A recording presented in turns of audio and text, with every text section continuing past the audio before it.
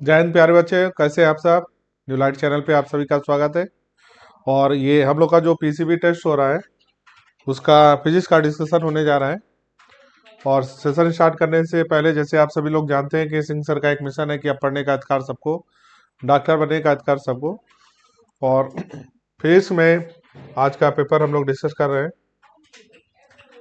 Question है पहला, आप देखिए यहाँ पर अच्छे क्वेश्चन है इसमें। उम्मीद है आपको पेपर अच्छा लगा होगा। पहला क्वेश्चन है यहाँ पर, the position of object moving along x axis given by. यहाँ पर एक पोजीशन दे रखा है, एक्स एक्सिस पे पोजीशन दे रखा है और ए का वैल्यू बी का वैल्यू दे रखा है। क्वेश्चन में what is the average velocity between 2 to 4 बताना है। Average velocity between 2 to 4। तो बताओ भाई, एवरेज वेलोसिटी क्या होता है? Displacement, displacement upon time. तो डिस्प्लेसमेंट अपॉन टाइम, टाइम यहाँ पर कहां से 2 to 4 यानी 2 सेकंड का टाइम है। डिस्प्लेसमेंट रखते हैं 4 सेकंड पे, डिस्प्लेसमेंट देख लेंगे 2 सेकंड पे displacement.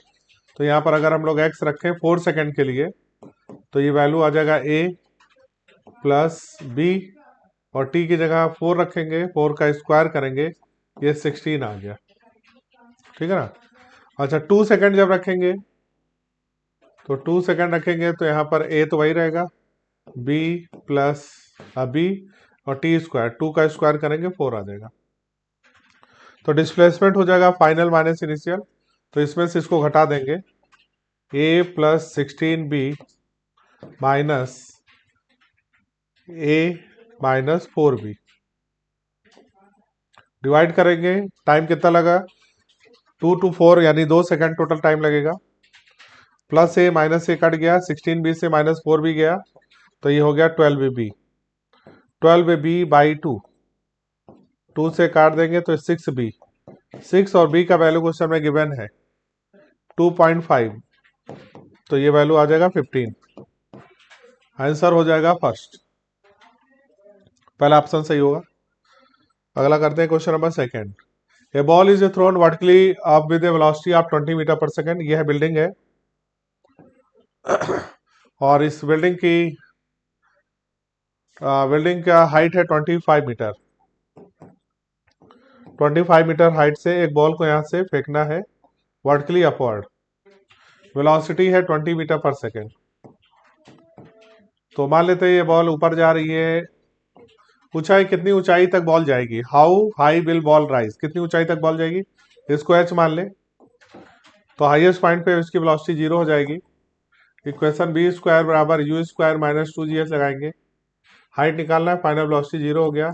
Initial velocity you square हो जाएगा और -2 g h हो जाएगा। तो h की वैल्यू हो जाएगी you square upon 2g। You हमारी इनिशियल वेलोसिटी 20, स्क्वायर करेंगे 400, और 2g का वैल्यू 10। तो 10 से ये 0 कट गया, 20 मीटर आ जाएगा। तो हाइट कितनी ऊंचाई तक गया? 20 मीटर ऊपर गया। तो पूछा है कितनी ऊंचा तक जाएगा? 20 मीटर तक ऊपर जाएगा। फर्स्ट ऑप्शन करेक्ट होगा। क्वेश्चन नंबर सेकंड देखते हैं, थर्ड देखते हैं। The sign of acceleration does not tell us where the particle speed is increasing और डिक्रीजिंग। तो एक्सेशन का साइन ये नहीं बताता कि वो इंक्रीज कर रहा है या डिक्रीज। ये स्टेटमेंट सही है, ठीक है ना। The sign of acceleration depends on the choice of positive direction of the axis. तो एक्सेशन का साइन डिपेंड करेगा कि हम लोग कौन सा एक्सिस पे पॉजिटिव या नेगेटिव ले रहे हैं। मान लेते हैं कि अगर हम लोग इस डायरेक्शन में एक्सेशन को पॉजिटिव माने, इस डायरेक्शन में एक्सेशन को क्या माने? पॉजिटिव, और पार्टिकल मान लेते हैं इसी डायरेक्शन में चल रहा है, तो उसकी वेलोसिटी क्या हो जाएगी? बढ़ेगी। तो इसकी वेलोसिटी क्या हो जाएगी? बढ़ जाएगी। लेकिन अगर हम लोग इस डायरेक्शन में पॉजिटिव मान लें, एक्सेशन को इस डायरेक्शन में पॉजिटिव माने और पार्टिकल इधर चल रहा हो, तो वेलोसिटी की डायरेक्शन क्या हो जाएगी? डिक्रीज कर जाएगी। तो इसका मतलब है साइन ये नहीं बता रहा है कि उसकी स्पीड बढ़ेगी या घटेगी, है ना। ये बिल्कुल सही स्टेटमेंट है। अब ये एक्सेशन का डायरेक्शन हम लोग किधर मान रहे हैं वो डिपेंड करता है। अगर जिधर एक्सेशन माने हुए हैं उधर ही वेलोसिटी है तो इसका मतलब बढ़ेगा। जिधर एक्सेशन अपोजिट अगर है और वेलोसिटी उसके अपोजिट है तो वेलोसिटी डिक्रीज कर जाएगा। तो डिपेंड करेगा किस डायरेक्शन में हम लोग वेलोसिटी पॉजिटिव या नेगेटिव मानते हैं। तो दोनों स्टेटमेंट करेक्ट है। चलिए अगला करते हैं question number 4। Zero velocity of particle at any instant does not necessary imply zero acceleration at that instant. बिल्कुल सही बात है। जैसे किसी बॉल को हम लोग ऊपर फेंके तो हाईएस्ट पॉइंट पे गया तो यहाँ की वेलोसिटी जीरो हो गई, हाईएस्ट पॉइंट पे वेलोसिटी जीरो हो गई।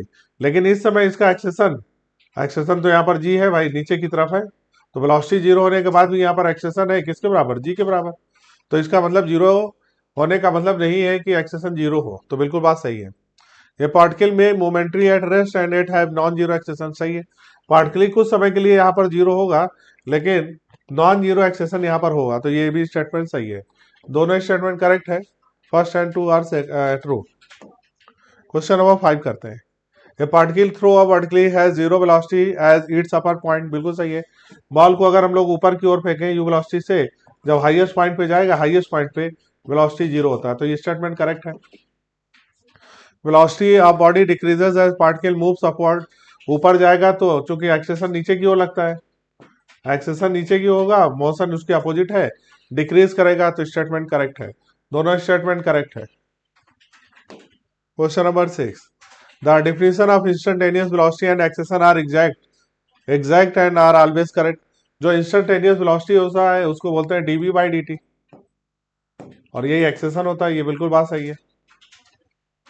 While the kinetic equation true only for motion units, magnitude and direction of acceleration are constant। हम लोग मोशन की इक्वेशन तभी लगाते हैं जब एक्सेशन कांस्टेंट होता है, तो कांस्टेंट होना मस्ट है। मोशन की इक्वेशन यानी b बराबर u plus minus A T लगाते हैं, तो एक्सेशन कैसा लेना चाहिए, कांस्टेंट एक्सेशन लेंगे। दोनों स्टेटमेंट सही है। 7th, the equation of motion are applicable in all situation for one dimension motion. तो मोशन की इक्वेशन में मेन बात जो होती है वो एक्सेशन कैसा होना चाहिए, कांस्टेंट, कांस्टेंट एक्सेशन होना चाहिए। थर्ड सही होगा। क्वेश्चन नंबर 8, मैचिंग करना है इंस्टेंटेनियस स्पीड, इंस्टेंटेनियस वेलोसिटी। तो स्पीड होता है v बाई टी, तो dx बाई डी टी, ये हो गया इंस्टेंटेनियस स्पीड। इंस्टेंटेनियस वेलोसिटी तो यहाँ पर लिमिट लेके ये हो जाएगा, और डिस्प्लेसमेंट फाइनल माइनस इनिशियल, तो ये थर्ड हो जाएगा। मैच कराते हैं पहले का सेकंड, तो पहले का सेकंड यही है, सेकंड ऑप्शन सही होगा। सेकंड का फर्स्ट ठीक है। Question number 9, average speed of object is greater or equal to the magnitude of the average velocity. तो एवरेज स्पीड जो होता है, एवरेज स्पीड जो होगा वो इक्वल या ग्रेटर देन होगा एवरेज वेलोसिटी से, सही है। Question number 10, the velocity at particular instant is equal to the slope of. तो ये हम लोग पढ़ते हैं एक्स और टी, पोजीशन टाइम ग्राफ का जो स्लोप होता है यानी D X by D T, ये कहलाता है हमारा टेन थीटा, और इसी को हम लोग क्या बोलते हैं, V. D X by D T क्या होता है, वेलोसिटी, और इसी को हम लोग टेन थीटा बोलते हैं, स्लोप बोलते हैं। तो पोजीशन टाइम ग्राफ का जो स्लोप होता है वो देता है velocity. Question number 11, rain is falling vertically with speed of 35 metre per second. एक रेन है, मान लेते हैं ये रेन है, ये रेन जो है नीचे की तरफ आ रही है, वेलोसिटी है रेन की वेलोसिटी है 35 मीटर पर सेकेंड, ठीक है ना। अब यहाँ पर देखा wind start blowing after some time with speed of 12 metre per second. अब यहाँ पर विंड जो है वो 12 मीटर पर सेकेंड से चल रही है, तो विंड अगर इस पे चलेगी, मान लेते हैं ईस्ट टू वेस्ट ये है, और ईस्ट टू वेस्ट, तो ये वाला हम लोग ईस्ट मानेंगे, ये हमारा वेस्ट हो गया। इस डायरेक्शन में विंड चलेगी तो ये वाला वेक्टर इधर हो गया, तो ये हमारा रिलेटिव वेलोसिटी है ना। तो इसका मतलब हुआ है यहाँ पर पूछा है कि अगर पर्सन यहाँ पर खड़ा है तो इसको अगर हम लोग ऐसे बनाएंगे तो ये अम्ब्रेला की डायरेक्शन होगा। ये हमारा कौन सी हो गई, velocity of rain with respect to wind, velocity of rain with respect to wind. तो रेन उसको अब ऐसे दिखाई पड़ेगी, ऐसे इस डायरेक्शन में। तो ये एंगल अगर हम लोग देखें तो इसको यहाँ पर देखो, ये एंगल हमारा अगर थीटा है तो ये एंगल थीटा हो जाएगा। तो टेन थीटा बराबर क्या होगा, टेन थीटा बराबर परपेंडिकुलर, यानी कि ये वाली वेलोसिटी विंड की वेलोसिटी अपॉन रेन की वेलोसिटी। विंड की वेलोसिटी हमारी कितनी है, विंड की वेलोसिटी 12 है, ये वाली वैल्यू हमारी 12 है, और नीचे 35 है, तो 12/35, तो 12/35 करोगे तो अगर हम लोग इसको पॉइंट लें तो 120 हो गया।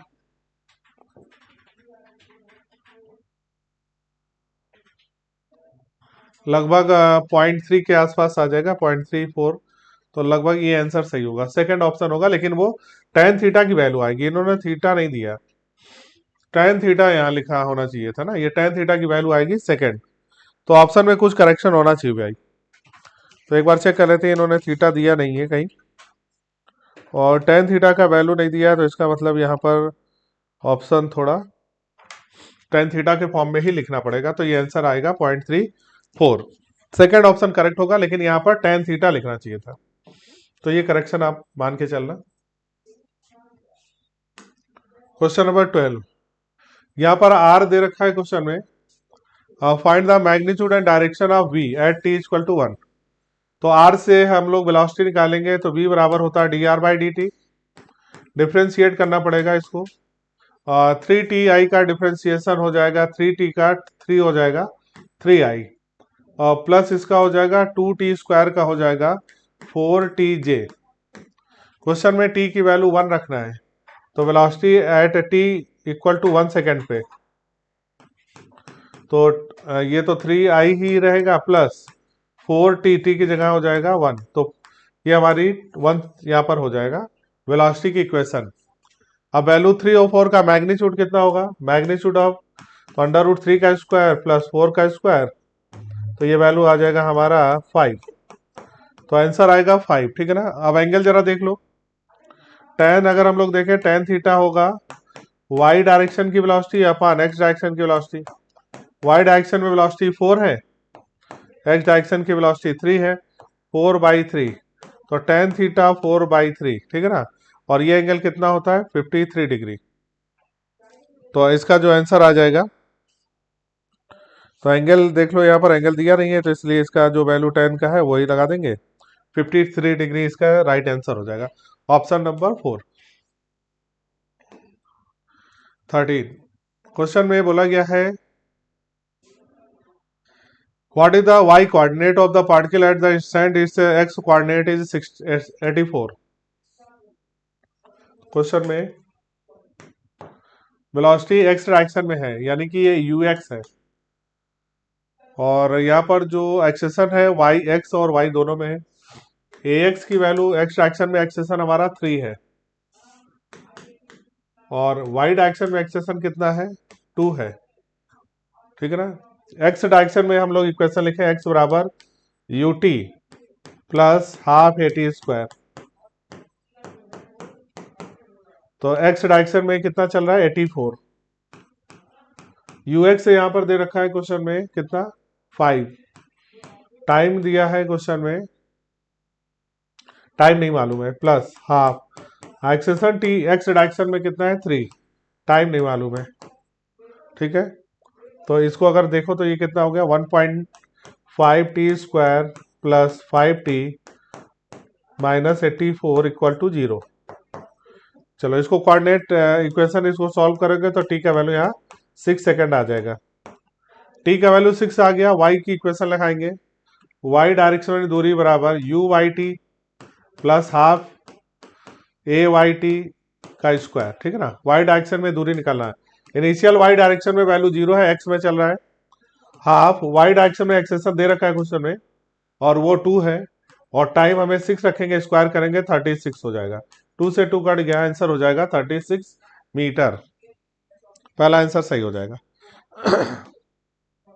14 करते हैं, यहाँ पर एक क्रिकेट बॉल की स्पीड है 28 और एंगल है 30, बताना है कितने समय में वो अपने लेवल पे लौटेगा, यानी टाइम ऑफ फ्लाइट बताना है कुल मिला के। क्वेश्चन में ये वैल्यू है 28, एंगल ये वैल्यू हमें दे रखा है 30, तो यहाँ से यहाँ तक गिरने में कितना समय लगेगा, तो इसको बोलते हैं t।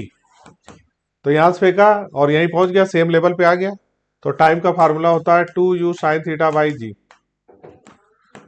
तो 2u का वैल्यू 28, g का 2u sin 30 1/2 और g का वैल्यू 10, 2 से 2 कट गया 2.8, तो 2.9 मान सकते हैं। अगर 9.8 रखेंगे तो आंसर 2.9 आएगा, आंसर थर्ड सही हो जाएगा। 15. An insect trapped in a circular groove of radius 12 cm moves along the groove, complete 7 revolution 100 second. तो ये फ्रीक्वेंसी है 7 रिवोल्यूशन पर सेकेंड, है ना। इसको ओमेगा में लिखेंगे, ओमेगा बराबर होता है 2 पाई एफ। तो 2 पाई एफ की जगह 7/100, तो ये हो गया 14 पाई बाई 100। तो 14/100, पाई का वैल्यू कितना होता है 22/7, 7 से इसको काट दो, 44/100, 0.44। तो 0.44 इसका क्या आ जाएगा ओमेगा, 0.44, यानी थर्ड ऑप्शन सही हो जाएगा। अच्छा, बी बराबर होता है आर ओमेगा। तो आर की वैल्यू क्वेश्चन में 12 सेंटीमीटर है, ऑप्शन बी सेंटीमीटर में है, तो ओमेगा को ऐसे ही रख देंगे 0.44।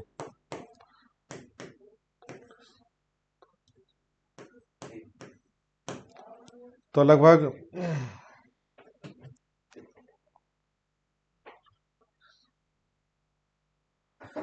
हाँ 5.3 मान सकते हैं, आंसर थर्ड सही हो जाएगा। वेक्टर एडिशन इज कम्यूटेटिव, बिल्कुल सही है। वेक्टर एडिशन क्या होता है, कम्यूटेटिव होता है, एसोसिएटिव भी होता है, दोनों स्टेटमेंट सही है। वेक्टर जो होता है a+b करो या b+a करो, ये कम्यूटेटिव होता है, और एसोसिएटिव भी, तो ये तो आपको याद भी होना चाहिए। A cricketer can throw a maximum horizontal distance 100 metre. तो अगर किसी बॉल को हम लोग 100 मीटर फेंक सकते हैं, रेंज बराबर होता है मैक्सिमम रेंज जो होता है वो 45 पे आता है, यू स्क्वायर बाई,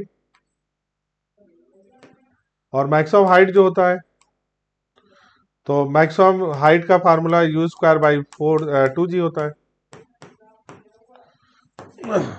तो मैक्सिमम रेंज का, ये मैक्सिमम का आधा होता है, आर मैक्स का आधा होता है। तो मैक्सिमम कितना फेंक सकते हैं हॉरिजॉन्टल 100, तो ये वैल्यू कितनी हो जाएगी 50। मैक्सिमम कितनी ऊंचाई तक फेंक सकते हैं 50।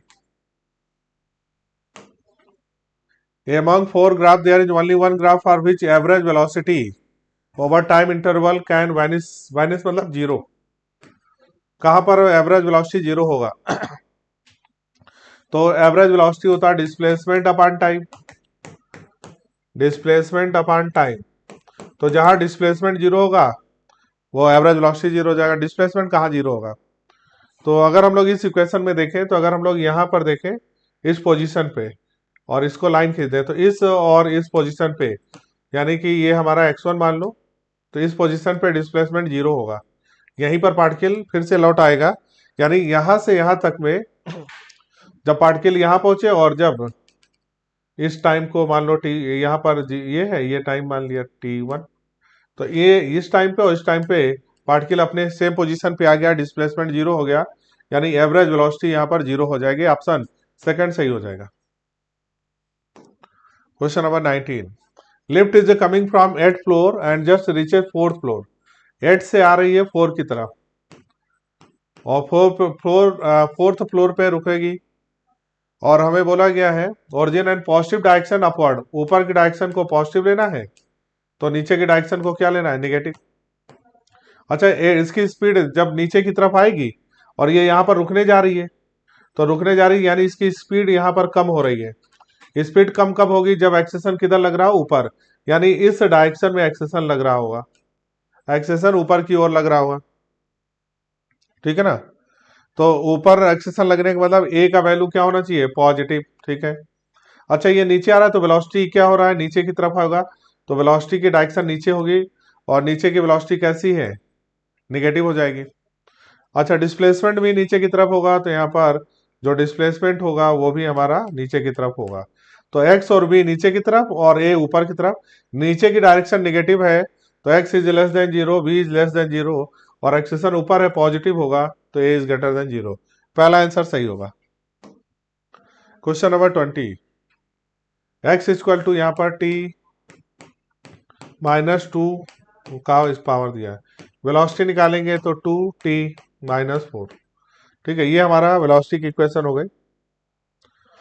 तो आप लोग देखो, अगर वेलोसिटी हम लोग चेक करें तो वेलोसिटी किस समय पे जीरो होगी 2t-4, तो टी बराबर हो गया 2 सेकेंड। इसका मतलब पार्टिकल 2 सेकेंड में उसकी वेलोसिटी 0 हो जाएगी। तो इसका मतलब पार्टिकल का डिस्प्लेसमेंट पहले 0 से 2, फिर 2 to 4 निकालना पड़ेगा। तो अगर हम लोग x निकालें, dx बराबर क्या लिखोगे, v dt। पहले 0 से 2 के लिए निकालेंगे, प्लस फिर 2 to 4 के लिए निकालेंगे। तो डिस्प्लेसमेंट हमको 0 से 2 और 2 से 4 के लिए निकालना है।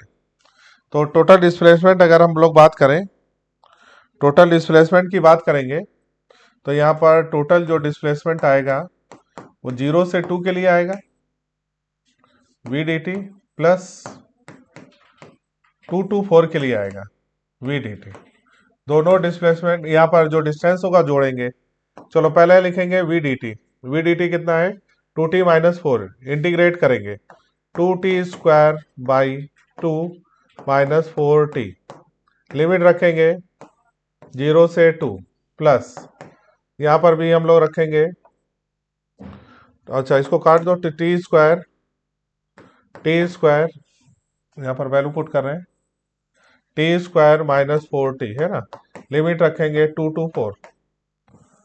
चलो वैल्यू पुट करते हैं यहाँ पर, टी स्क्वायर माइनस, तो टी की वैल्यू 2 रखेंगे, 4 हो गया, माइनस 4t, टी की वैल्यू यहाँ पर कितना रखना है, 2, 8 हो गया। मैग्नीट्यूड की बात करेंगे हम लोग, प्लस यहाँ पर 4 रखेंगे, 16 माइनस 16, ठीक, ये हो गया, माइनस करेंगे 8,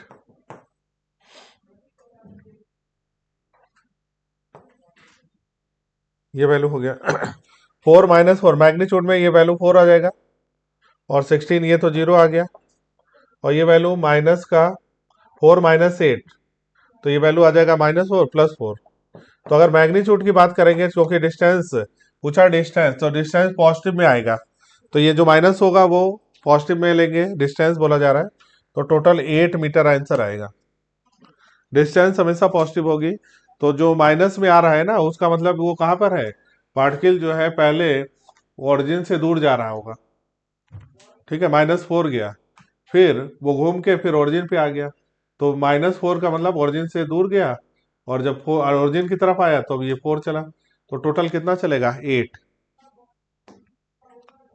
a spring with one end attach to mass and other into rigid support, stretch and release. तो एक स्प्रिंग को अगर हम लोग किसी रिजिड सपोर्ट से बांध दें और इसमें एक मास को यहाँ पर छोड़ दें, तो आपको मालूम है ये हमारा मीन पोजीशन है, मीन पोजीशन पे वेलोसिटी क्या होती है, मैक्सिमम। तो यहाँ पर वेलोसिटी मैक्सिमम होती है, एक्सेशन 0 होता है। तो मैग्नीट्यूड ऑफ जो स्पीड जो मैक्सिमम होती है वो कहाँ पर होता है, इक्विलिब्रियम पे। एक्सेशन कहाँ पर होता है, एक्सट्रीम पोजीशन पे। तो स्पीड मैक्सिमम होगा यहाँ पर मेन पोजीशन पे। A ball is bouncing elastically with a speed of 1 meter per second between wall of railway compartment of size 10 मीटर। तो एक रेलवे कंपार्टमेंट है जिसका साइज कितना है, 10 मीटर, और इसमें एक बॉल जो है इलास्टिकली, इसमें 1 मीटर पर सेकंड से एक बॉल इस कंपार्टमेंट में टकरा रही है। तो बॉल यहां से गई 1 मीटर पर सेकंड, और इससे टकराएगी, टकरा के फिर इधर लौटेगी, फिर टकराएगी। ट्रेन जो है वो 10 मीटर पर सेकेंड से जा रही है, इसका मतलब कंपार्टमेंट 10 मीटर पर सेकेंड से जा रहा है। एक पर्सन ट्रेन के बाहर खड़ा है, तो अगर इसको देखेगा तो उसको ट्रेन की जो मतलब जो बॉल दिखाई पड़ेगी, तो ये दिखाई पड़ेगी, जब ट्रेन इधर जा रहा है ये इधर, तो इसको जो दिखाई पड़ेगा velocity of ball with respect to ground, यानी मैन जो ग्राउंड पे, तो उसको कितना दिखाई पड़ेगा, 10 इसका प्लस 1, 11 मीटर पर सेकेंड से दिखाई पड़ेगी, 11 से इसको दिखाई पड़ रहा है, ठीक। फिर देखो जब इस डायरेक्शन में टकरा के इधर जा रहा होगा, तो अब उसकी वेलोसिटी कितनी हो जाएगी, 9, है ना। तो वेलोसिटी 9 हो गई। तो यहाँ पर उसकी वेलोसिटी जब बॉल इस डायरेक्शन में होगा, ट्रेन के कंपार्टमेंट की डायरेक्शन में, मतलब ट्रेन की डायरेक्शन में, तो उसकी वेलोसिटी जुड़ जाएगी, तो 10 प्लस 1, अब उसकी वेलोसिटी हो गई 11। जब टकरा के लौट रहा होगा तो 10 में से 1 घट गया, 9 हो जाएगी। तो यहां से यहां तक जाने में उसको मान लो कि 1 मीटर पर सेकंड से चल रहा था, तो 10 मीटर चलने में उसको 10 सेकंड लगा, तो इधर तो ठीक है। लेकिन जब इधर से इधर जाएगा, अब उसको 9 सेकंड इधर कितना लगेगा, अब उसकी वेलोसिटी कम हो गई, तब उसको टाइम ज्यादा लगेगा। तो इन्होंने बोला the direction of motion of ball changes every 10 second. तो एवरी 10 सेकंड में अब डायरेक्शन नहीं चेंज होगा, क्यों? जब इस डायरेक्शन में जाएगा तो 10 सेकंड में तो चेंज हो रहा है, लेकिन इधर जाएगा तो अब उसकी वेलोसिटी कम हो गई, अब इसकी वेलोसिटी 9 हो गई। तो अब ये 10 मीटर की दूरी 9 सेकंड में नहीं पूरी कर पाएगा। तो इसका मतलब अब यहाँ पर जो टाइम आएगा ज्यादा आएगा। अब ये एवरी 10 सेकंड वाला डायरेक्शन गलत हो गया, पहला गलत हो गया। Speed of ball changes every 10 second, speed change हो रहा है, ठीक है ना, क्योंकि पहले स्पीड 10 सेकंड में कितना होगा 11, फिर कितना हो गया 9, तो स्पीड चेंज होगा, तो ये बात सही है। मैग्नीट्यूड चेंज हो रहा है, तो 10 सेकंड में उसका मैग्नीट्यूड कितना हो जाएगा, एक में 11 हो जाएगा, बाद में 9 हो जाएगा। तो ये इस तरह निकालेंगे। तो इसका आंसर पूछा कौन इनकरेक्ट है, तो इनकरेक्ट आंसर होगा फर्स्ट 23। एंगल निकालना है, देखो दो वेक्टर का एंगल निकालने के लिए हम लोग हमेशा डॉट प्रोडक्ट का यूज करेंगे, और ए डॉट बी बराबर होता है A B cos theta. Cos theta बराबर हो गया vector A dot B upon mod of A mod of B. A dot B करो तो आई क्रॉस आई डॉट आई, तो ये 1 हो गया, माइनस जे डॉट जे, ये भी 1 हो गया, upon mod of A √2 mod of B √2, तो ये हो गया 0/2, तो आंसर आ गया 0। कॉस थीटा इक्वल टू 0, तो theta equal to 90 degree, answer होगा second. Which one of the following statement is true, कौन सा स्टेटमेंट सही है? A scalar quantity is the one that is conserve in process, तो ये तो गलत हो गया, जरूरी नहीं कि कोई स्केलर क्वांटिटी हमेशा कंजर्व हो, ठीक है ना। जैसे एनर्जी, तो एनर्जी क्या स्केलर क्वांटिटी है, क्या हमेशा कंजर्व होती है? तो जरूरी नहीं है। Scalar quantity is that one that can never take negative value, क्या स्केलर क्वांटिटी को हम लोग नेगेटिव नहीं ले सकते? ले सकते हैं। अगर ये मान लो ओरिजिन है, ओरिजिन से इधर लेंगे तो नेगेटिव ले सकते हैं, तो स्केलर क्वांटिटी को हम लोग नेगेटिव ले सकते हैं। Scalar quantity is the one that does not very from one point two another in space, scalar quantity वो है जो वेरी ना करती हो one point two another in space. चलो इसको देखते हैं चौथा। Scalar quantity has the same value for observation with different orientation. हाँ, स्केलर क्वांटिटी का मैग्नीट्यूड सेम रहेगा, चाहे जिस जगह से भी देखेंगे उसको, जो उसका चूंकि डायरेक्शन तो होता नहीं, तो उसका ओरिएंटेशन सेम होगा, तो ये स्टेटमेंट करेक्ट है। बेस्ट ऑप्शन इसमें 4 होगा। तो स्केलर वो क्वांटिटी होता है जो जिसका सेम वैल्यू होता है, डिफरेंट ओरिएंटेशन, किसी भी एक्सिस से देखेंगे तो उसका वैल्यू वही रहेगा, डायरेक्शन नहीं चेंज होगी, डायरेक्शन होती ही नहीं। The component of vector are along X axis है मैक्सिमम, तो ये मान लेते हैं ये वेक्टर आर है, ये एंगल थीटा है, तो इसका कंपोनेंट होगा आर कॉस थीटा। ये वैल्यू मैक्सिमम कब होगा? जब थीटा का वैल्यू, अगर एक्स एक्सिस थीटा का वैल्यू 0 हो जाए, कॉस जीरो का वैल्यू कॉस जीरो का वैल्यू 1 हो जाएगा, यानी मैक्सिमम क्या होगा? आर के बराबर। और ये कब होगा? जब उसका एक्सिस जिस एक्सिस पे पूछा गया उसी एक्सिस पे आए, तो R is along positive X axis होगा। क्वेश्चन नंबर है 26। Horizontal range of projectile fire at angle of 15, range होता है U square sine 2 theta by G, ठीक है ना। तो ये वैल्यू कितना है? साइन 30, तो ये आ गया U square by G, sine 30 का वैल्यू 1/2, तो ये आ गया आर की value you square by 2g। अब एंगल 45 लेंगे तो आर डैश बराबर क्या लिखोगे? U square sine 90 by G, sine 90 का वैल्यू 1, तो ये आर डैश आ गया हमारा कितना? यू स्क्वायर बाई जी। तो ये वैल्यू जो है, ये वैल्यू इसका डबल हो गई, तो पहले रेंज कितनी थी? 50, अब कितनी हो जाएगी? इसका डबल हो जाएगा। यू स्क्वायर बाई जी की वैल्यू कितनी है? 50 बाई, तो हमें बताना है अब नया रेंज क्या होगा। तो यहाँ पर इसको अब वैल्यू कितनी आ जाएगी? ये यू स्क्वायर बाई जी की वैल्यू हमें दे रखा है 50, और हमारे पास इसका डबल हो गया वैल्यू, तो यानी कि 50 का डबल 100 मीटर हो गया। कंसीडर द क्वांटिटी, प्रेशर देखो स्केलर है, पावर स्केलर है, एनर्जी स्केलर है, इंपल्स वेक्टर है, ग्रेविटेशनल पोटेंशियल स्केलर है, इलेक्ट्रिक चार्ज स्केलर है, टेम्परेचर स्केलर है, एरिया वेक्टर है। तो दो वेक्टर है, इंपल्स और area. Question number 28, 1 year callipers has 1 millimetre mass. देखो लीस्ट काउंट जो 1 ईयर कैलिपर्स का होता है 1 main scale division minus 1 year scale division. 1 year main के स्केल डिवीजन कितना है 1 मिलीमीटर। 1 ईयर देखो डिवीजन कैसे निकाला जाता है 20 1 ईयर स्केल डिवीजन किसके बराबर है 16 मेन स्केल के बराबर है। तो बताओ जरा एक 1 ईयर स्केल डिवीजन किसके बराबर होगा 16/20 main scale division. Value put कर दो, एक की वैल्यू रखनी है 16/20 main scale division. 20 minus 16 4/20 millimetre, ये हो गया 1/5 मिलीमीटर, 0.2 मिलीमीटर, ऑप्शन 4। अगला करते हैं question number 29, measurement of physical quantity is essentially the process of comparing with standard using instrument. सही है पहला। क्वेश्चन नंबर 30, L/R/CR, देखो L/R/CR और √LC ये सब जो है टाइम कांस्टेंट है, सभी का डायमेंशन T होता है, सभी टाइम कांस्टेंट है, सभी का डायमेंशन T होता है। तो L/R/CR दोनों का डायमेंशन सेम होगा। सही है। अगर हम लोग L का डायमेंशन लिखना चाहें तो L का डायमेंशन होता है ML/TA।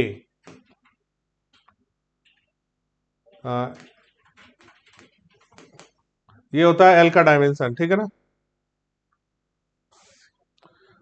ठीक है, ये होता है R का। अगर डायमेंशन देखें R का डायमेंशन ML² T-3, ये R का डायमेंशन होता है, ठीक है ना। तो डायमेंशन दोनों का सेम होगा और ये T के बराबर होगा, इसका मतलब असर्शन सही है और एक्सप्लेन कर रहा है क्योंकि ये डायमेंशन टाइम की है। चलो वेक्टर लिखते हैं A+B। देखो यहाँ पर ये वाला डायरेक्शन A का इधर है, ये डायरेक्शन इधर है, तो यानी vector A plus vector C बराबर वेक्टर B पहला दे रखा है। ये वाला जो है ये दिया है फिगर। दूसरा देखते हैं, वेक्टर A इधर दिया है, वेक्टर B इधर दिया है, वेक्टर C। तो ये vector A plus vector B plus vector C बराबर 0 होगा, दूसरा वाला फिगर। तीसरा देखते हैं, वेक्टर A इधर है, वेक्टर C इधर, यानी vector C plus vector B बराबर वेक्टर A, तीसरा हो गया। चौथा देखते हैं, vector A plus vector B बराबर वेक्टर C। चलो ये चारों फिगर का बना दिया। अब चेक करते हैं A प्लस बी बराबर C, A प्लस बी बराबर C, A plus B C मतलब चौथा होगा। A माइनस C बराबर B, A माइनस C यानी ये तीसरा होगा। देखो यहां से B को इधर ले जाओ तो A माइनस C को इधर ले जाएंगे तो A माइनस C बराबर B, तो B वाला जो ऑप्शन होगा ये थर्ड होगा।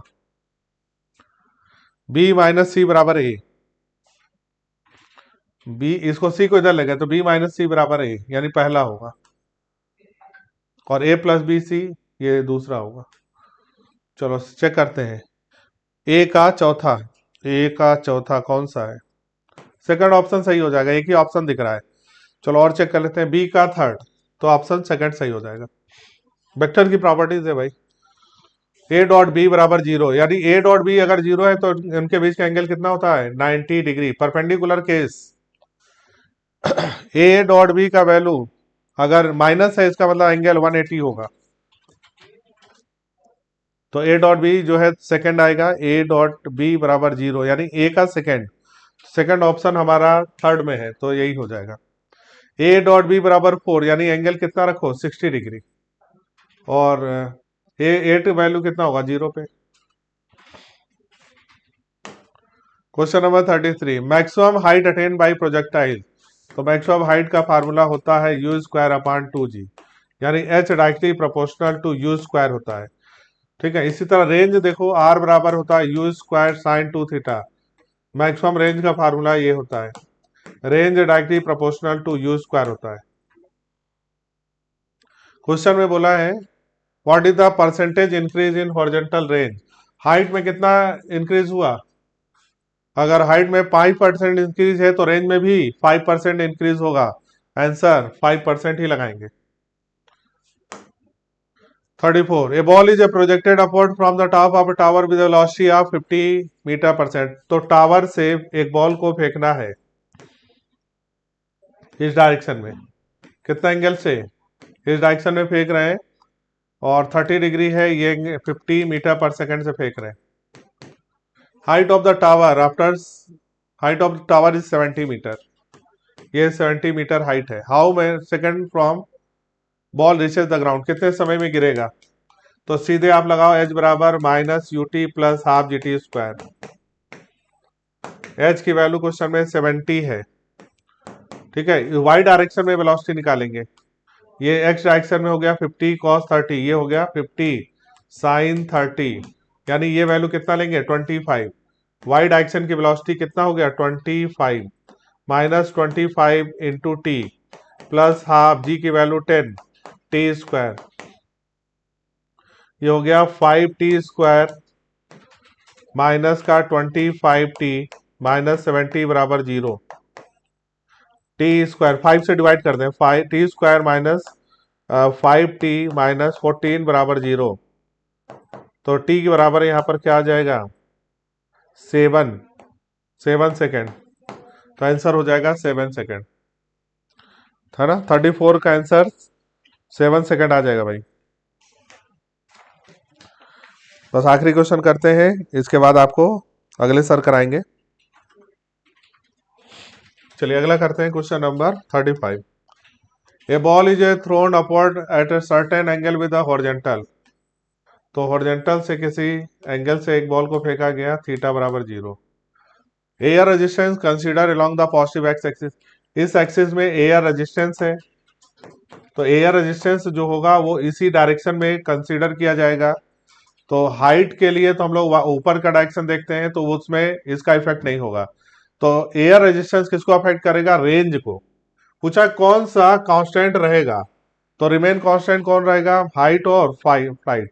रेंज की डायरेक्शन में तो एयर रेजिस्टेंस है, तो यहां पर तो रेंज उसका चेंज हो जाएगा, यानी ये मैक्सिमम हाइट और टाइम ऑफ फ्लाइट दोनों यहां पर कांस्टेंट रहेंगे. आंसर 4 होगा. ठीक है भाई. तो ये था 1 to 35. उम्मीद है डिस्कशन समझ में आ गया होगा. अगर कोई डाउट होगा तो कमेंट करना, अच्छा होगा तो जरूर कमेंट करना, और इसके आगे आपको अगले सर कराएंगे. Thank you so much. Hello दोस्तों, कैसे हैं आप सब। आज हम लोग डिस्कस करने जा रहे हैं वन डे वन टेस्ट में सीआरटी 4 का पेपर, जिसमें कि टॉपिक था फिजिक्स का motion in straight line and motion in plane का. पहले 35 क्वेश्चन, पहले 35 क्वेश्चन हमारे साथ वसीम सर ने डिस्कस कर लिए हैं. मैं भी कोशिश करता हूं कि मैं उन्हीं की तरह आपके साथ इन क्वेश्चंस को डिस्कस कर सकूं. अगले जो 15 क्वेश्चन है हमारे 36 से लेके 50 तक, वो मैं आपके साथ डिस्कस करना चाह रहा हूँ. ठीक. अगर आपको कहीं पे भी किसी भी क्वेश्चन में कोई भी क्वेरी रह जाती है तो feel free to comment in the comment box section. We will reply you soon. So पहले तो आते हैं हम लोग अपने 36th क्वेश्चन पे. A particle of mass 0.01 kg is projected with velocity v is equal to 2i cap meter per second from point x is equal to 0 and y is equal to 20. After 2 seconds its positive coordinates are. 2 second के बाद वो हमसे पूछ रहा है कि उसके positive coordinates क्या होंगे. Where x and y are horizontal and vertical directions respectively. X और वाई जो उसके हैं वो हॉरिजॉन्टल और वर्टिकल डायरेक्शंस हैं रिस्पेक्टिवली. तो बॉल को फेंका कहाँ गया है? y इज इक्वल टू 20, मतलब कि किसी एक बिल्डिंग से फेंका गया है जो कि 20 मीटर हाई है. कितनी हाई है? 20 मीटर हाई बिल्डिंग से फेंका गया है पार्टिकल को. कैसे फेंका गया है? आई डायरेक्शन में 2 आई कैप मीटर पर सेकेंड से एक्स डायरेक्शन में फेंका गया है. तो ऑब्वियसली बात है, अगर किसी बॉडी को इस तरीके से हम फेंकते हैं तो वो कहाँ जाएगी? एक पैराबोलिक पाथ बनाएगी और नीचे की ओर गिरेगी. ठीक. तो ये कुछ इस तरीके का पाथ बना के नीचे की ओर आ रही होगी. अब उसने हमसे क्या बोला है क्वेश्चन में कि आफ्टर 2 सेकेंड्स, 2 सेकेंड के बाद उसके पॉजिटिव कोऑर्डिनेट्स क्या होंगे, इस पार्टिकल के पॉजिटिव कोऑर्डिनेट्स क्या होंगे. तो एक कोऑर्डिनेट हमारा एक्स एक्सिस की तरफ होता है, एक हमारा वाई एक्सिस की तरफ होता है. ठीक. अब देख लेते हैं क्वेश्चन में और हमें क्या क्या गिवन है. ठीक. तो क्वेश्चन में हमें क्या गिवन है? यहाँ पे मास दिया हुआ है m is equal to 0.01 kg दिया हुआ है. ठीक. हमें यहाँ पे वेलोसिटी, इनिशियल वेलोसिटी दे रखी है ux कितना 2i cap metre per second दे रखी है। उसके बाद हम यहाँ पे देखें तो क्या uy दे रखा है हमें, uy 0 है यहाँ पे, ठीक। देन टाइम हमें दे रखा है t is equal to 2 second पे हमें बताना है, ठीक। तो अब x और y दोनों डायरेक्शन में देख लेते हैं। जब हम यहाँ पे x की बात करेंगे कि x में ये कितना गया है, तो ये हमारी हॉरिजॉन्टल रेंज होती है और रेंज का फॉर्मूला हमारे पास होता है यहाँ पे ux इंटू टी। यहाँ पे ये रेंज लिख लेते हैं हम, या फिर क्या लिख सकते हैं sx लिख लेते हैं। और यहाँ पे ये जो ट्रैवल करेगा, y में जो ट्रैवल करेगा, कितनी भी दूरी 2 सेकंड में कितनी दूर जा रहा है, उसको हम sy से डिनोट कर लेते हैं। और वो कैसे आएगा, uy तो हमारा 0 है, तो इक्वेशन में हम केवल क्या लिखेंगे, हाफ जी टी स्क्वायर, ठीक। चलो सॉल्व करते हैं इस क्वेश्चन को। तो पहले एस एक्स के लिए सॉल्व कर लेते हैं, कितना आएगा ux इंटू टी, ux हमें कितना दे रखा है 2 इंटू टी कितना दे रखा है 2 इज इक्वल टू 4 मीटर के बराबर। कितना आ रहा है 4 मीटर के बराबर, ठीक। एस वाई कैलकुलेट कर लेते हैं, हाफ जी टी स्क्वायर से, तो कितना हो जाएगा 1/2 इंटू 10 इंटू 2 का 2 सेकेंड दे रखा है टाइम, तो 2 का स्क्वायर 4, ठीक। यहाँ से कैलकुलेट करेंगे तो ये आ जाएगा 2 और ये आ जाएगा SY 20 मीटर। मतलब कि ये जो 2 सेकेंड का टाइम इसने लिया, ये 2 सेकेंड में पूरा अपने ग्राउंड लेवल पे आ चुका है। तो S वाला जो हमारा x कोऑर्डिनेट जो होगा वो हमारा होगा 4 और y कोऑर्डिनेट जो होगा वो हमारा हो जाएगा 0। तो आंसर हो जाएगा हमारा 4,0। ऑप्शन कौन सा, फर्स्ट ऑप्शन। ऑप्शन कौन सा, फर्स्ट ऑप्शन हमारा आंसर हो जाएगा। बढ़ते हैं इसी के साथ दूसरे क्वेश्चन पे। दूसरा क्वेश्चन हमारे पास क्या है, इन अ 2 dimensional motion instantaneous speed v not is a positive constant. क्या दिया हुआ है, इंस्टेंटेनियस स्पीड v नॉट की sorry instantaneous speed v not की बात कर रहा है हमसे, ठीक। और वो बता रहा है कि एक पॉजिटिव कांस्टेंट है। Then which of the following are necessarily true, कौन सी बात नेसेसरली ट्रू होगी।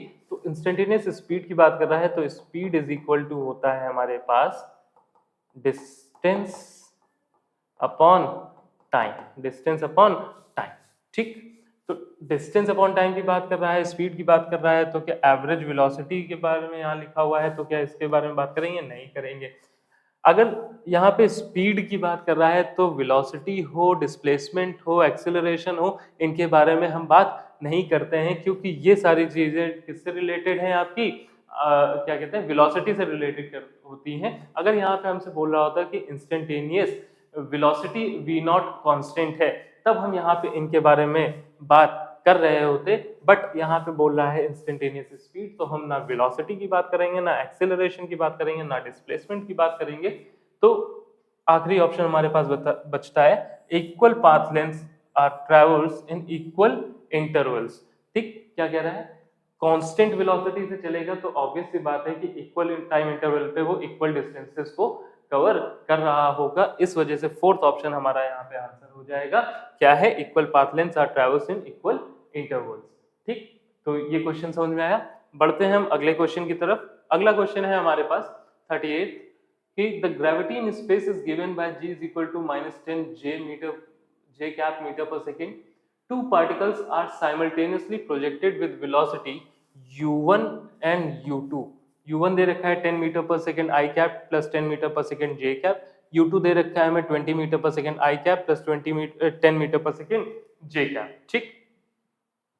Then the ratio of their time of flight, ratio पूछा है उससे टाइम ऑफ फ्लाइट का, ठीक।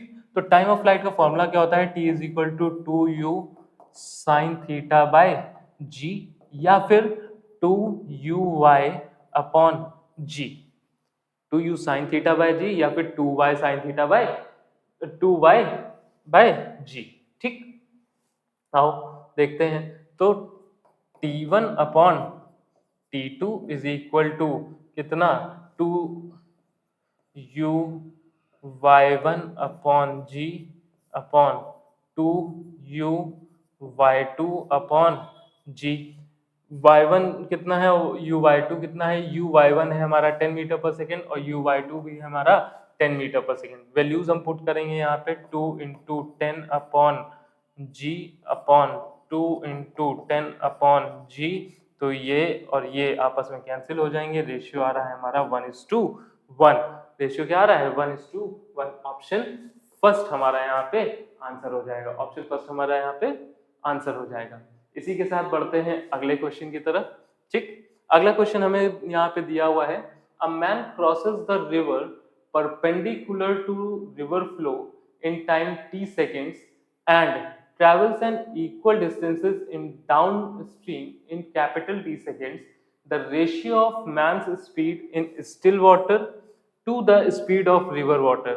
रेशियो बताना है मैन की speed in still water and man और स्पीड ऑफ रिवर वाटर में। ठीक, तो देखो velocity of man in still water कितनी होगी, हम लेट कर लेते हैं velocity of man in still water. Velocity of man in still water हमारे पास कितनी होगी, हम मान लेते हैं कुछ v होगी, हम मान लेते हैं कोई v वेलोसिटी से ये चल रहा होगा। Then velocity of water with respect to ground, water कितने वेलोसिटी से मूव कर रहा होगा ग्राउंड के रिस्पेक्ट में, वो देख लेते हैं, वो भी लेट कर लेते हैं। Velocity of water with respect to ground is equal to, हम लेट कर लेते हैं u वेलोसिटी से मूव कर रहा होगा। अब इस सवाल में हमसे क्या पूछा है कि जब मैन परपेंडिकुलर रिवर फ्लो करता है विद रिस्पेक्ट टू ग्राउंड तो उसकी वेलोसिटी कितनी होगी। मान लेते हैं ये हमारे पास रिवर है, ठीक, इसमें u वाटर जो है u स्पीड से इधर की ओर फ्लो कर रहा है। मैन जो है परपेंडिकुलर जाना चाहता है, मैन जाना चाहता है u, ठीक। अब यूं स्ट्रेट जाने के लिए, परपेंडिकुलर डिस्टेंस ट्रैवल करने के लिए उसको जाना कैसे पड़ेगा, कुछ इस तरीके से जाएगा, तभी वो इस जगह पे पहुंच जाएगा। ठीक, अब u वेलोसिटी से ये यहाँ पे, ये v वेलोसिटी से इधर जा रहा है और u वेलोसिटी से ये इस तरफ को आ रहा है। तो अब ये जो इसकी परपेंडिकुलर स्पीड होगी मैन की जो परपेंडिकुलर स्पीड होगी विद रिस्पेक्ट टू ग्राउंड, वो हमारे पास कितनी आ जाएगी, √v² माइनस u²। कितनी आ जाएगी, √v² माइनस u²। क्या बात समझ में आई। ठीक, अब बढ़ते हैं हम आगे। तो ये इसकी स्पीड है मैन की विद रिस्पेक्ट टू ग्राउंड। लिख लेते हैं क्या, velocity of man perpendicular to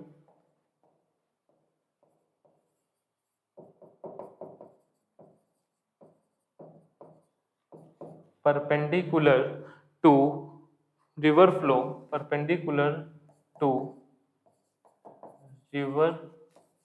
flow with respect to ground. ठीक, कितनी है, √v² माइनस u² के बराबर। कितनी है, v² माइनस u² के बराबर। दूसरा केस इसमें क्या है, वेलोसिटी ऑफ मैन डाउनस्ट्रीम।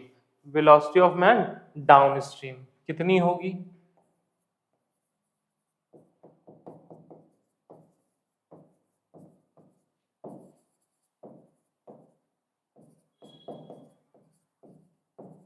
मतलब इस तरफ को पानी फ्लो कर रहा है, इसी तरफ को मैन जा रहा है, तो सेम डायरेक्शन में, तो वेलोसिटी हो जाएगी इसकी v प्लस u हो जाएगी। ठीक, इतनी बात समझ में आई। अब देखो क्या बोल रहा है, ट्रेवल्स एन इक्वल डिस्टेंस। दोनों जो डिस्टेंस ट्रेवल कर रहा है वो परपेंडिकुलर वाला हो चाहे वो ये वाला हो, ठीक, तो ये दोनों जो डिस्टेंसेस हैं वो आपस में बराबर है। तो d1 is equal to d2 है, तो यहाँ पे हम क्या कर लेंगे, जो d1 आएगी हमारे पास, d1 इज इक्वल टू जो हमारी परपेंडिकुलर वाली है वो कितनी है, √v1² minus v2² into small t second. ठीक, और d2 जो है हमारी v plus u to capital T। ठीक, ये दोनों आपस में बराबर है, ऐसा हमसे क्वेश्चन में उसने कहा है, d1 is equal to d2। Solve करते हैं, इक्वेट करते हैं दोनों इक्वेशन को। इसके लिए हम जाएंगे अगले पेज पे। तो अगले पेज पे हम लोग जा रहे हैं और यहाँ पे बात करते हैं क्या, d1 is equal to d2 की। तो d1 हमारे पास क्या था, under root v square minus u square into small t is equal to, ये क्या था, v plus u into capital T का capital T into capital T. ठीक, अब इसको दोनों तरफ हम स्क्वायर कर लेते हैं तो ये अंडर रूट हट जाएगा हमारा, तो ये बचेगा v square minus u square into t square is equal to v plus u का whole square into capital T का स्क्वायर। ठीक, अब इसको हम यहाँ पे सॉल्व करेंगे तो क्या होगा, देखो इसको हम लोग सिंप्लीफाई करते हैं, v square v minus u v plus u हो जाएगा into t square is equal to v plus u का whole square into t square. ठीक, इतनी बात समझ में आती है। इसके बाद देखो जो ये v प्लस यू है, एक v प्लस यू से यहाँ कट जाएगा, बचेगा क्या हमारे पास, v minus U T square is equal to v plus U capital T का स्क्वायर। ठीक, v माइनस यू टी का स्क्वायर और v capital U v plus U capital T का स्क्वायर मल्टीप्लाई कर दो अंदर, v T square minus U T square is equal to v capital T square plus u capital T square. अब v वाले components एक साथ ले आते हैं और u वाले कंपोनेंट्स को एक साथ लेके आ जाते हैं, तो v T square minus v capital T का square is equal to u capital T का square plus u small t का स्क्वायर। ठीक, अब यहाँ पे हम कॉमन लेते हैं, v T square minus t square is equal to u t square plus t square. हमसे पूछा क्या था उसने, v बाय u का रेशियो पूछा था उसने। ठीक, v by u is equal to कितना हो जाएगा, T square plus t square upon T square minus capital T square. ठीक, देख लेते हैं कौन सा ऑप्शन हमारा यहाँ पे मैच कर रहा है, T square plus t square था, ठीक, अपॉन में स्मॉल टी माइनस टी था, small T minus T, small T minus T का स्क्वायर। थर्ड ऑप्शन हमारा करेक्ट ऑप्शन हो जाएगा। ठीक, बढ़ते हैं इसी के साथ अगले क्वेश्चन पे। अगला क्वेश्चन है हमारे पास question number 40. A car is going east with velocity 8 meter per second and a passenger in the car observes the train is going north with a speed of 15 meter per second, with a speed of 15 meter per second. Then what is the actual velocity of train? देखो क्या condition बोल रहा है वो पहले ये सुनना। वो कह रहा है कि एक कार है जो कि ईस्ट की तरफ जा रही है।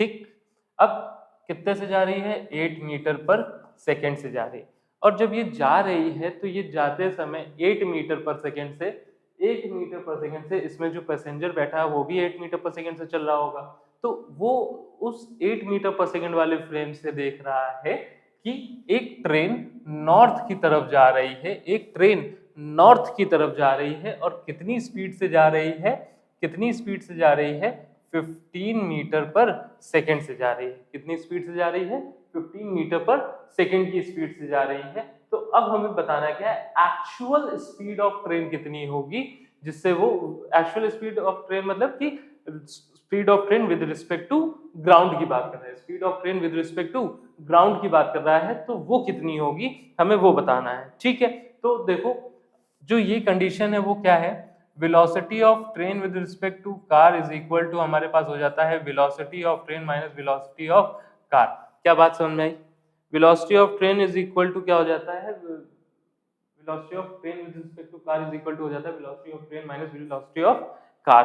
ठीक, तो हमें ये चीज दे रखी है कितनी, 15 j cap is equal to, ये हमें निकालना है, ये हमें निकालना है, और ये हमें दे रखा है 8 आई कैप। क्या ये बात हमें क्लियर है, क्या ये बात हमको क्लियर है, जी हाँ क्लियर है। तो अब वेलोसिटी ऑफ ट्रेन हमें निकालना है, velocity of train is equal to हो जाएगा 15 j cap plus 8 i cap. इसको हम यहाँ पे सॉल्व कर देंगे, मैग्नीट्यूड निकाल लेंगे, वीटी का मैग्नीट्यूड निकाल लेंगे, अंडर रूट 15 का स्क्वायर, सॉरी अंडर रूट 15 का स्क्वायर प्लस 8 का square is equal to 225 plus 64, 225 plus 64 is equal to हो जाता है ये हमारा 289, और 289 किसका स्क्वायर होता है, कितना हो जाएगा 289 के बराबर, और ये किसका स्क्वायर होता है 17 का स्क्वायर होता है मीटर पर सेकेंड। हमारी एक्चुअल स्पीड हो जाएगी, एक्चुअल स्पीड हो जाएगी किसकी, एक्चुअल वेलोसिटी हो जाएगी किसकी, ट्रेन की 17 मीटर पर सेकेंड। क्या ये क्वेश्चन समझ में आया? ठीक, वो क्या कह रहा था क्वेश्चन में एक बार फिर से देख लो। कार जा रही थी ईस्ट की तरफ 8 मीटर पर सेकेंड से, और वहां पे कार में एक बंदा बैठा था जिसने देखा कि ट्रेन जा रही है नॉर्थ की तरफ 15 मीटर पर सेकेंड से, मतलब कि कार में जो बंदा बैठा है उसकी भी स्पीड कितनी है 8 मीटर पर सेकेंड। ये कार जा रही है ईस्ट की तरफ, कार जा रही है ईस्ट की तरफ, हमने यहाँ से ऐसे देखा कि ट्रेन की वेलोसिटी ऊपर मतलब कि नॉर्थ की तरफ वो हमें जाती हुई दिख रही है, नॉर्थ की तरफ हमें जाती हुई दिख रही है, और कितने से दिख रही है 15 मीटर पर सेकेंड से, बट वो क्या मेरे फ्रेम से दिख रही है। और क्वेश्चन में उसने क्या पूछा, एक्चुअल वेलोसिटी ऑफ ट्रेन, मतलब कि ग्राउंड के रिस्पेक्ट में वो ट्रेन कितनी स्पीड से जा रही होगी, तो वो हमने यहाँ पे कैलकुलेट करके बता दी है।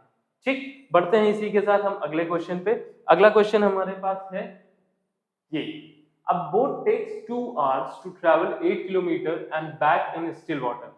ठीक, 8 किलोमीटर वो जाता है, 8 किलोमीटर वो आता है स्टिल वाटर में, और टाइम लेता है वो 2 घंटे का। ठीक, if the velocity of water is 4 kilometre per our, the time taken for going upstream 8 kilometre and coming back is. देखो, जब पानी रुका हुआ था, ठहरा हुआ पानी था, मतलब कि स्टिल वाटर की जब बात हो रही थी, तो एक बोट जाती है 8 किलोमीटर और आती है 8 किलोमीटर, इसमें वो टाइम लगाती है 2 घंटे का। ठीक, अब जब वाटर की स्पीड 4 किलोमीटर पर आवर हो गई है, अब जब वाटर की स्पीड 4 किलोमीटर पर आवर हो गई है, तो अब बताना है कि 8 किलोमीटर जाने और आने में वो कितना टाइम लेने वाला है। ठीक, तो इसको सॉल्व करते हैं। तो इसमें पहली चीज हमें यहाँ पे क्या दे रखी है कि जो बोट ट्रैवल कर रही है, जो बोट ट्रैवल कर रही है वो कितनी स्पीड से ट्रैवल कर रही होगी। तो velocity of boat in still water कितनी हो जाएगी, 8 गया और 8 आया, तो टोटल डिस्टेंस कितनी हो गई 16 किलोमीटर। ठीक, और टाइम उसने कितना लिया 2 घंटे का, तो बाय 2, तो 8 किलोमीटर पर आवर से वो बोट चल रही थी जब पहला वाला केस था, स्टिल वाटर वाला केस था। 8 किलोमीटर पर आवर से वो चल रही थी जब वो उसका पहला वाला केस था। ठीक, अब जब वो अप स्ट्रीम जा रही है, मतलब कि ये आपकी रिवर है। ठीक, यहाँ पे पानी की स्पीड आपकी इस तरीके से है 4 kilometre per our. Up stream का मतलब हो गया कि बोट इस तरफ को जा रही है, और कितनी स्पीड से जा रही होगी 8 किलोमीटर पर आवर से ही जा रही होगी, 8 किलोमीटर पर आवर से ही जा रही होगी। तो वेलोसिटी अप स्ट्रीम की कितनी हो गई हमारे पास, वेलोसिटी अप स्ट्रीम की हमारे पास हो जाएगी 8 - 4 is equal to 4 kilometre per hour से। ठीक, ये तो ऊपर अप स्ट्रीम का हो गया। अब डाउन स्ट्रीम जब वापस आ रही होगी तो कितना होगा, वेलोसिटी ऑफ डाउन स्ट्रीम कितना हो जाएगा, इज इक्वल टू 8, इसी साइड को आ रही होगी 8 किलोमीटर पर आवर से आ रही होगी, 8 + 4 is equal to 12 kilometre per hour से आ रही होगी। ठीक, ये बात समझ में आती है। अगर इतनी सी बात समझ में आती है तो हमें बताना है इसमें क्या है कि कितना टाइम वो ले रहा है। तो अब अप स्ट्रीम में जाने में कितना टाइम ले रहा है और डाउन स्ट्रीम में जाने में कितना टाइम ले रहा है, और दोनों को मिला के हम ऐड कर देंगे। ठीक, तो time in upstream is equal to कितना हो जाएगा, डिस्टेंस अपॉन स्पीड, डिस्टेंस कितनी है 8 और स्पीड कितनी है 4, तो इज इक्वल टू 2 आवर्स का टाइम ये अप स्ट्रीम में ले रही है। Time in down stream, time in down stream वो कितना ले रही है कि 8 किलोमीटर को जाना है और 12 किलोमीटर प्रति घंटे की रफ्तार से वो आ रहा है, तो मतलब कि 2/3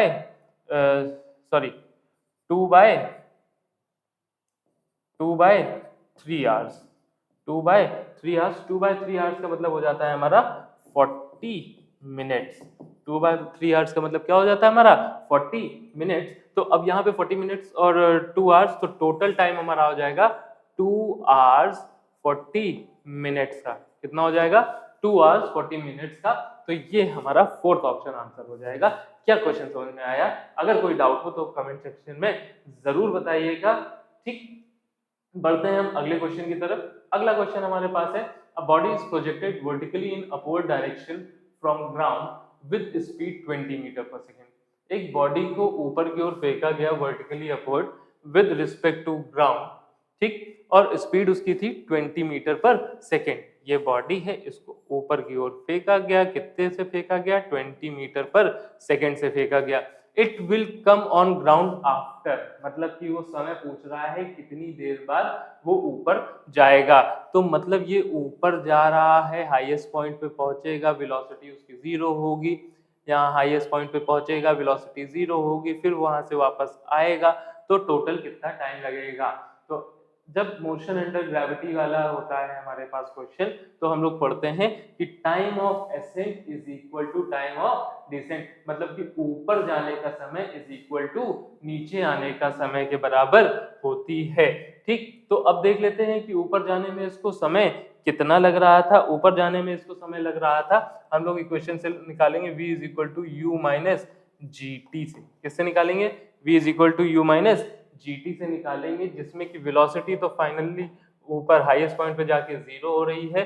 तो u is equal to sorry t is equal to u by g हो जाएगा। u हमारे पास 20 है, g हमारे पास 10 है, तो टोटल टाइम 2 सेकेंड ले रहा है वो ऊपर जाने में। और जैसा कि मैंने कहा कि ऊपर जाने का समय इज इक्वल टू नीचे आने का समय, मतलब कि time of ascent is equal to time of descent. तो हम लोग यहाँ पे 2 को, तो टोटल टाइम ऑफ फ्लाइट होगा तो t is equal to 2 into t कर देंगे। 2 into 2 is equal to 4 second का वो टोटल टाइम लेगी।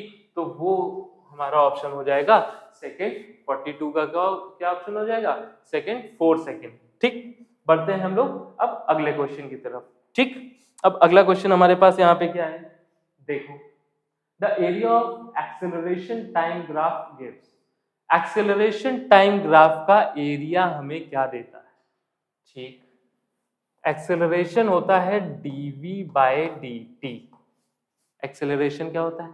dv बाय dt, मतलब कि चेंज इन वेलोसिटी के बराबर, चेंज इन वेलोसिटी के बराबर। तो हमें एक्सेलरेशन टाइम ग्राफ का जो एरिया होता है वो हमें क्या देता है? चेंज इन वेलोसिटी देता है, a dt देता है, dv चेंज इन वेलोसिटी देता है। क्या देता है? चेंज इन वेलोसिटी देता है। बढ़ते हैं अगले क्वेश्चन की तरफ इसी के साथ। अगला क्वेश्चन है हमारे पास, what is the acceleration if the body starts from rest and travels a distance of s metre in 2 second. Acceleration क्या होगा अगर बॉडी रेस्ट से स्टार्ट होती है और वो s मीटर कवर करती है 2 सेकेंड में? ठीक है भाई, बता दे रहे हैं, u इज इक्वल टू 0 तुमने हमें बोल दिया है। अगर तुमने हमें u इज इक्वल टू 0 बोल दिया है और डिस्टेंस तुमने हमें बताई है कि s मीटर चला है और टाइम तुमने हमें बताया है कि वो t is equal to 2 second लगा है, कोई बात नहीं, बता दे रहे हैं s is equal to u t plus half a t square हमारे पास इक्वेशन होती है। u 0 है तो ये कंपोनेंट 0 हो जाएगा, s is equal to half a t square हो जाएगा। And half a t square को हम यहाँ पे और क्या लिख सकते हैं, हमसे पूछा गया है, उसने एक्सेलरेशन पूछा है, तो एक्सेलरेशन हम बता देंगे। यहाँ पे क्या बता देंगे, और देखते हैं कि 2s upon 2s upon T square, ठीक, 2s अपॉन टी का square is equal to a के बराबर। और टाइम हमें यहाँ पे कितना दे रखा है, 2s upon 2 second into 2 second, क्योंकि स्क्वायर करेंगे, एक 2 से 2 ये कट जाएगा, तो 1/2 s metre per second square, ये आंसर आ जाएगा। तो 1/2 s metre per second square हमारा ये आंसर एकदम सही हो जाएगा। बढ़ते हैं हम इसी के साथ एक अगले क्वेश्चन पे। अगला क्वेश्चन हमारे पास यहाँ पे क्या दिया हुआ है वो देखते हैं। अगला क्वेश्चन है हमारे पास, the velocity time graph of a linear motion is shown in the adjoining figure the distance from the origin after 8 second is। Distance हमें बतानी है ओरिजिन से कितनी होगी उसकी 8 सेकेंड के बाद। तो चलिए बात करते हैं।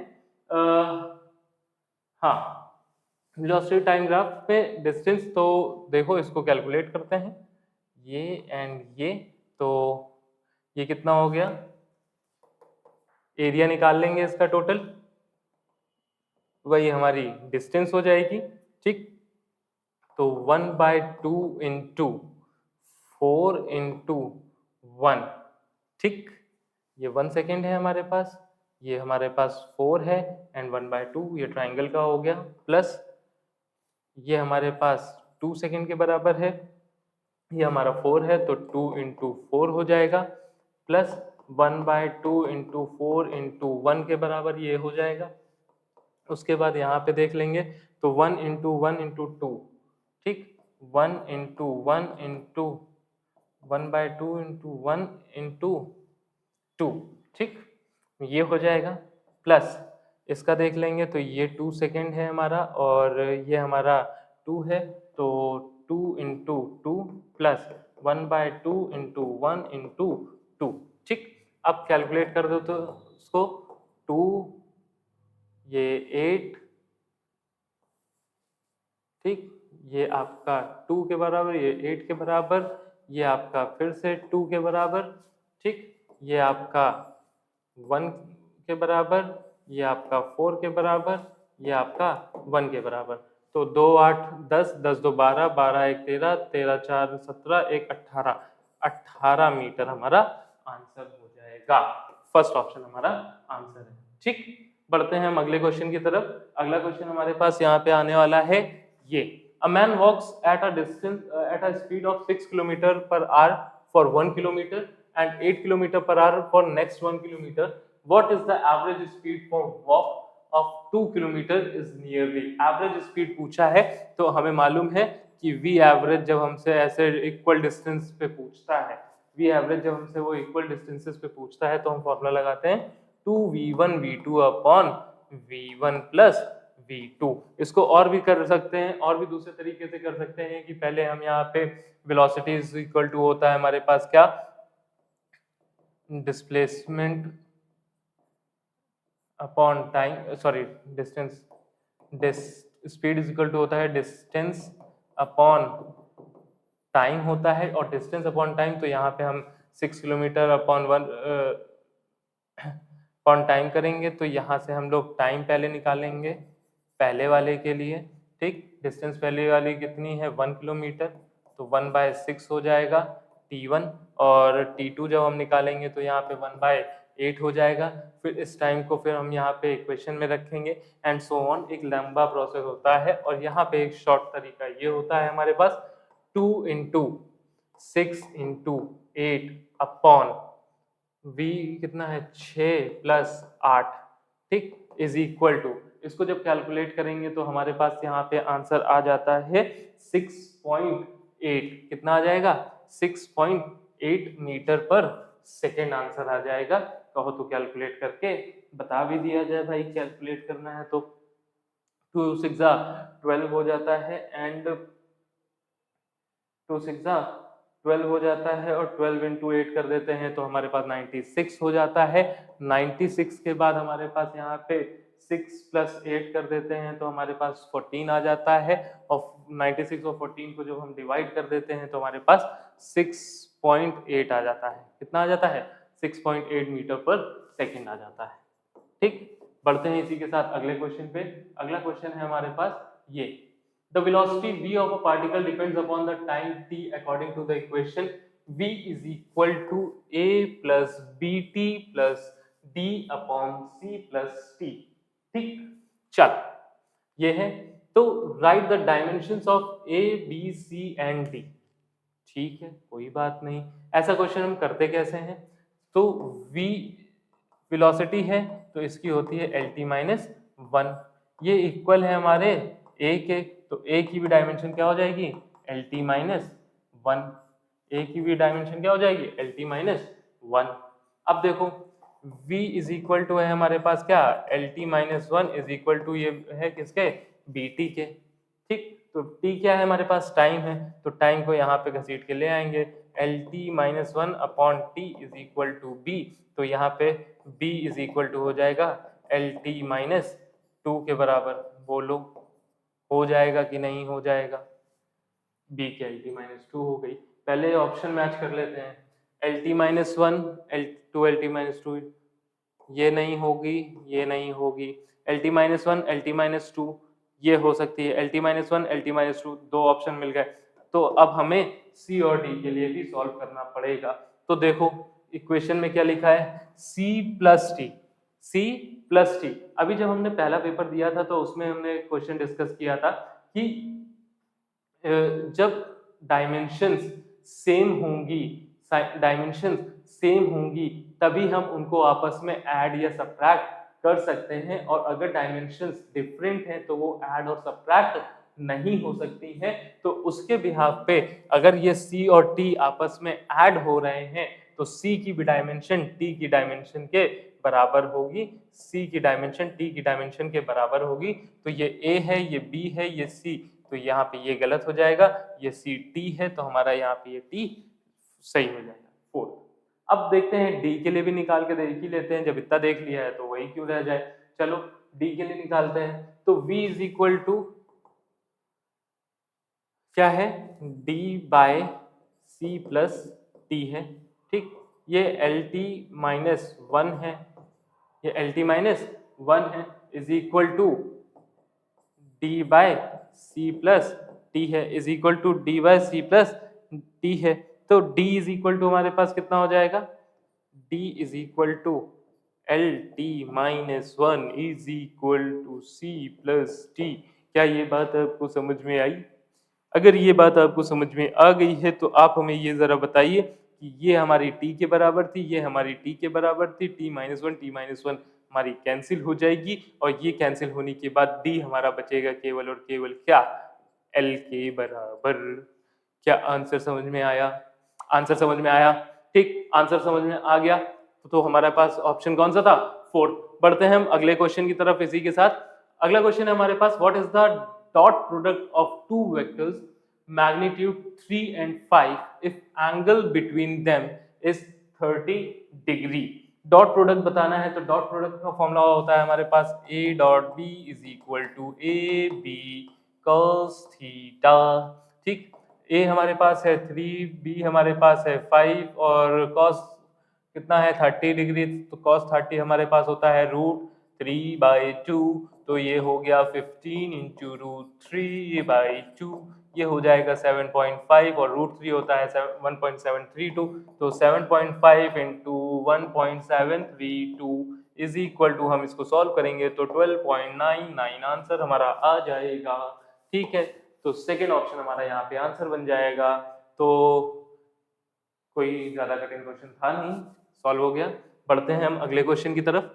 अगला क्वेश्चन है हमारे पास ये, the direction of vector A is reversed.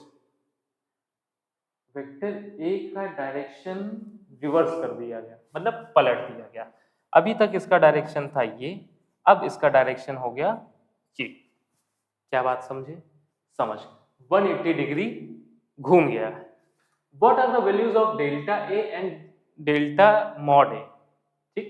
मतलब चेंज इन वेक्टर ए की वैल्यू बतानी है और उसका मैग्नीट्यूड भी बताना है।